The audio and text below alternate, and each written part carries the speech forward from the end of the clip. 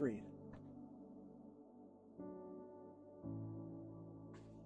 Humility, the glory of the creature.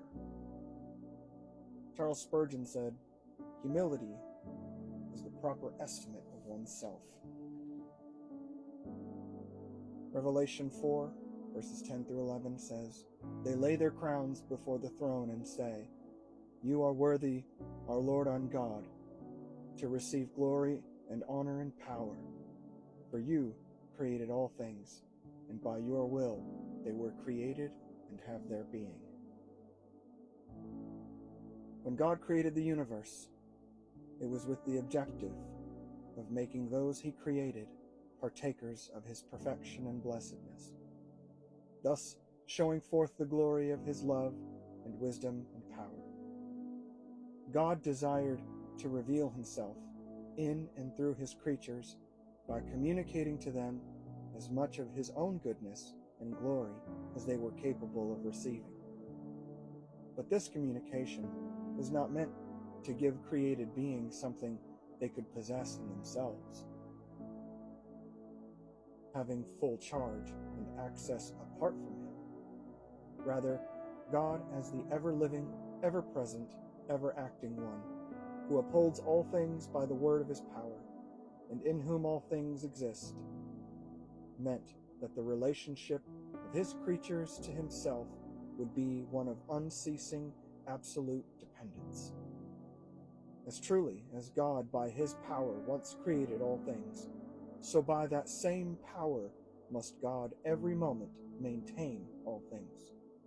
We as his creatures have not only to look back to the origin and beginning of our existence and acknowledge that we owe everything to God, our chief care, highest virtue, and only happiness now and throughout all eternity, but we must also present ourselves as empty vessels in which God can dwell and manifest his power and goodness.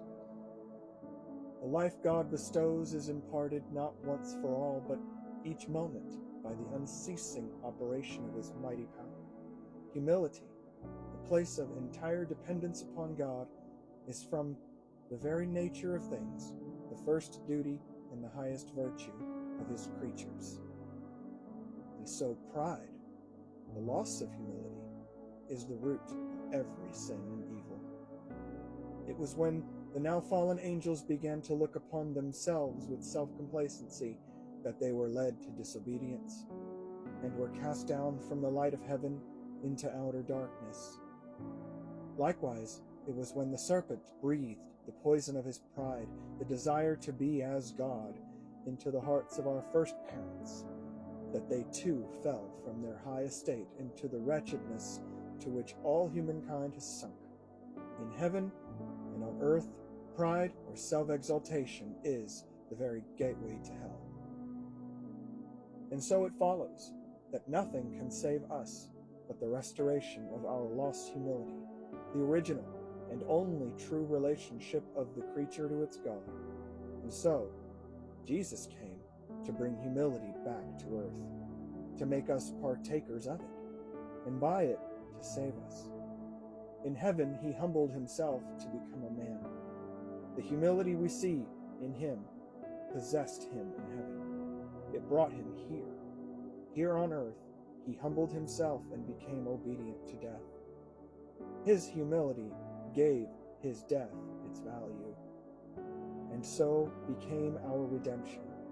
And now, the salvation he imparts is nothing less and nothing else than a communication of his own life and death, his own disposition and spirit, his own humility, as the ground and work of his relationship with God and his redeeming work. Jesus Christ took the place and fulfilled the destiny of man as a creature by his life of perfect humility. His humility became our salvation.